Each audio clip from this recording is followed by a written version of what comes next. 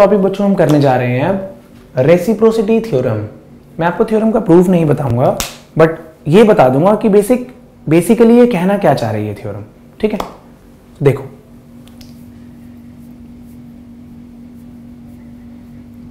Reciprocity theorem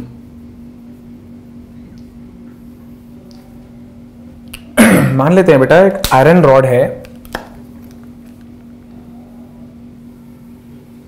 ठीक है, एक लोहे का रॉड है बच्चों, और हम दो केस ले लेते हैं लोहे के रॉड के, और इस लोहे के रॉड पे हमने कॉइल वाउंड कर रखी है। ठीक है, राइट, देखो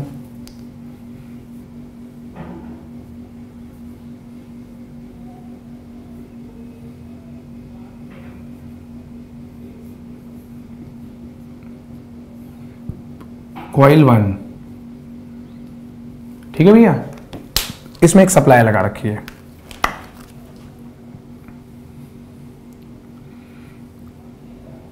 तो मैंने जो कॉइल 2 है उसमें सिर्फ और सिर्फ गैल्वानोमीटर अटैच कर रखा है। कॉइल 2 में क्या कर रखा है बच्चों? सिर्फ और सिर्फ गैल्वानोमीटर अटैच कर रखा है। और मैंने देखा कि गैल्वानोमीटर डिफ्लेक्शन दिखा रहा है, तो यार मेरे मन में आया ऐसा कैसे हो गया, क्योंकि सप्लाई, करंट सप्लाई तो इसमें लगा रखी है हमने, तो यहां पर कैसे गैल्वानोमीटर डिफ्लेक्शन दिखा रहा है? तो उसका आंसर ये है कि जो करंट होगा उसकी वजह से फील्ड प्रोड्यूस होगी, मैग्नेटिक फील्ड प्रोड्यूस होगी सॉलोनॉइड में, और वो जो फील्ड लाइन प्रोड्यूस होंगी वो ब्लैक वाली कॉइल से जो प्रोड्यूस हो रही है वो ब्लू वाली कॉइल में भी जाएगी।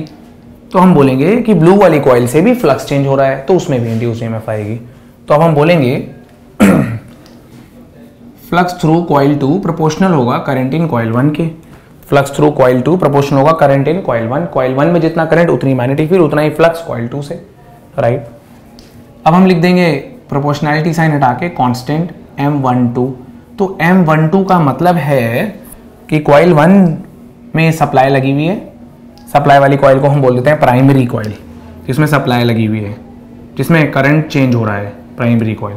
और जिसमें गैल्वानोमीटर लगा हुआ है उसे बोल देते हैं सेकेंडरी कॉइल। ठीक है, तो M12 को हम बोलेंगे coefficient of mutual induction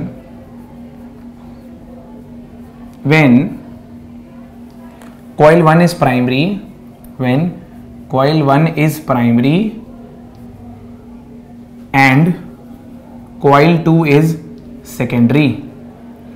coefficient of mutual induction जब coil 1 प्राइमरी है और coil 2 क्या है बेटा? सेकेंडरी। ठीक है, ओके। यहां पर देखते हैं वही गेम। अब हम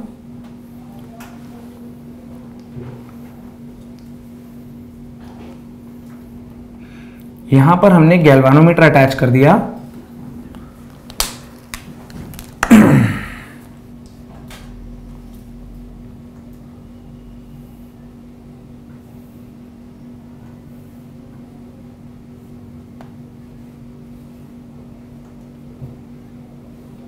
ठीक है भैया।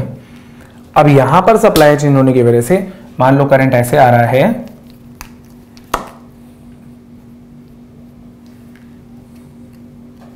तो यहां भी मैग्नेटिक फील्ड प्रोड्यूस होगी कुछ इस तरह से। तो फील्ड लाइंस जो ब्लू वाले कॉइल से प्रोड्यूस हो रही हैं अभी वो ब्लैक वाले कॉइल में भी जाएंगी, गैल्वानोमीटर डिफ्लेक्शन दिखाएगा। अभी क्या है, कॉइल 1 सेकेंडरी हो गया है क्योंकि इसमें सप्लाई नहीं लगी, इसमें सिर्फ गैल्वानोमीटर लगा है, और कॉइल 2 अब की बार प्राइमरी हो गया है। तो अब मुद्दा यह है कि जो कॉइल 1 से फ्लक्स होगा वो डायरेक्टली प्रोपोर्शनल होगा करंट इन कॉइल 2। कॉइल 1 से जो फ्लक्स होगा वो डायरेक्टली प्रोपोर्शनल होगा कॉइल 2 में कितना करंट है। प्रोपोर्शनैलिटी साइन हटाएं तो कांस्टेंट आएगा M21। M21 का मतलब होता है coefficient of mutual induction when coil 2 is primary, coil 1 is secondary। When coil 2 is primary and coil 1 is secondary। ठीक है, तो रेसिप्रोसिटी थ्योरम क्या है? रेसिप्रोसिटी थ्योरम कहते हैं किसी को भी प्राइमरी ले लो, किसी को भी सेकेंडरी ले लो, कोफिशिएंट ऑफ म्यूचुअल इंडक्शन पे कोई फर्क आएगा ही नहीं।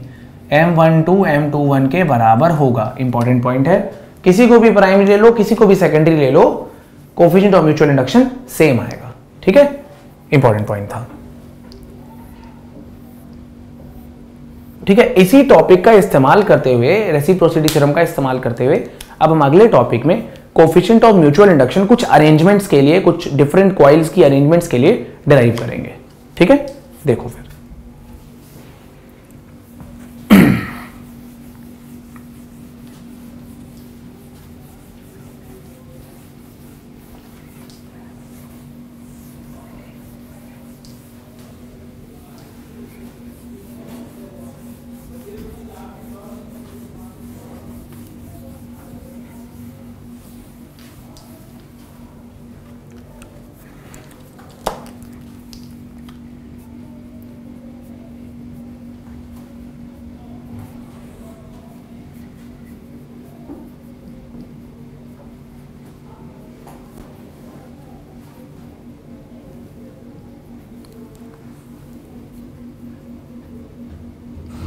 ठीक है बच्चों, कोफिशिएंट ऑफ म्यूचुअल इंडक्शन करने जा रहे हैं of two long coaxial solenoids का। देखो कहानी क्या है, अब ध्यान से समझते हैं। एक सोलेनॉइड ले लेते हैं बेटा, बेसिकली सोलेनॉइड का सेक्शन बना रहा हूं मैं एक।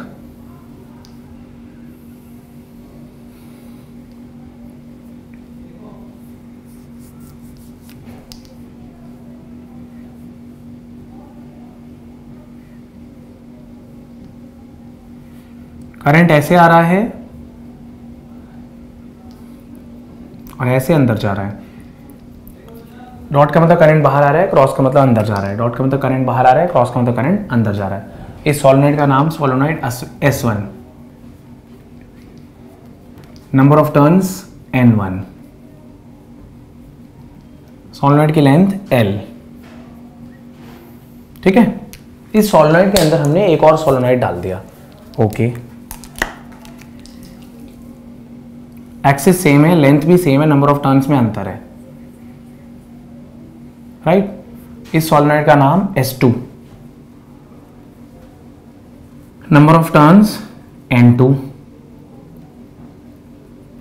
Length L। दोनों का हमें बताना है कोफिशिएंट ऑफ म्यूचुअल इंडक्शन। तो भैया ऐसा है, करंट अंदर वाली कॉइल में जाए या बाहर वाली कॉइल में जाए, कोफिशिएंट ऑफ म्यूचुअल इंडक्शन में फर्क नहीं पड़ेगा। किसी भी कॉइल में करंट दे दो, दूसरे से फ्लक्स निकाल दो। ठीक है, राइट। अब हम क्या करेंगे, हम बोलेंगे कि जो बाहर वाले सोलेनॉइड में करंट फ्लो कर रहा है उसकी वजह से एक मैग्नेटिक फील्ड प्रोड्यूस होगी, है ना। ऐसे करंट ऐसे जा रहा है तो curl the fingers in direction of current, हम देगा मैग्नेटिक फील्ड। रूल हम पढ़ चुके हैं मैग्नेटिक्स में। ठीक है, ये आ जाएगा मैग्नेटिक फील्ड। कितनी आएगी, mu naught N1 into I. ठीक है, मैग्नेटिक फील्ड।